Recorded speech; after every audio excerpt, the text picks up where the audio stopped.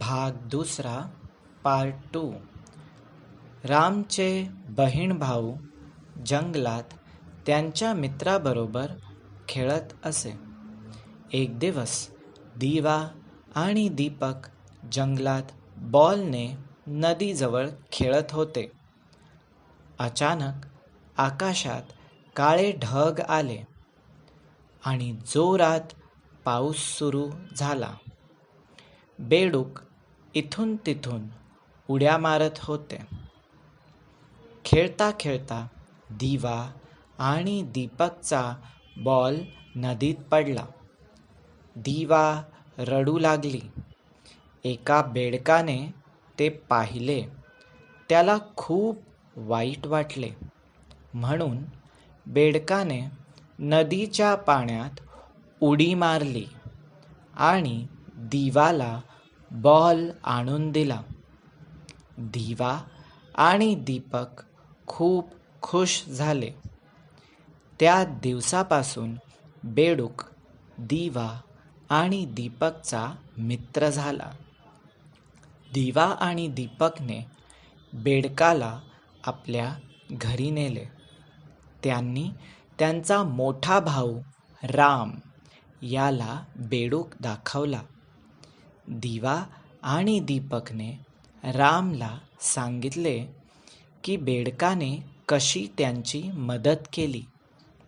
राम दिवा आणि दीपकला म्हणाला, आपण या बेडकाला आपल्या घरी ठेवून घेऊ. त्यानंतर त्यांनी बेडकाचे नाव गोलू ठेवले. गोष्ट इथेच संपली. आता आपण पुन्हा ऐकूया. रामचे बहीण भाऊ जंगलात त्यांच्या मित्राबरोबर खेळत असे. एक दिवस दिवा आणि दीपक जंगलात बॉलने नदीजवळ खेळत होते. अचानक आकाशात काळे ढग आले आणि जोरात पाऊस सुरू झाला.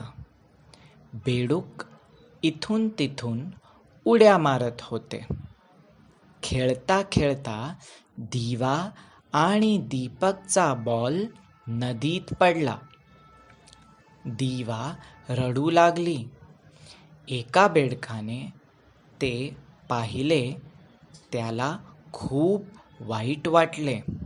म्हणून बेडकाने नदीच्या पाण्यात उडी मारली आणि दिवाला बॉल आणून दिला. दिवा आणि दीपक खूप खुश झाले. त्या दिवसापासून बेडूक दिवा आणि दीपकचा मित्र झाला. दिवा आणि दीपकने बेडकाला आपल्या घरी नेले. त्यांनी त्यांचा मोठा भाऊ राम याला बेडूक दाखवला. दिवा आणि दीपकने रामला सांगितले की बेडकाने कशी त्यांची मदत केली. राम दिवा आणि दीपकला म्हणाला, आपण या बेडकाला आपल्या घरी ठेवून घेऊ. त्यानंतर त्यांनी बेडकाचे नाव गोलू ठेवले. गोष्ट इथेच संपली. आपण आता प्रश्नांची उत्तरे द्या.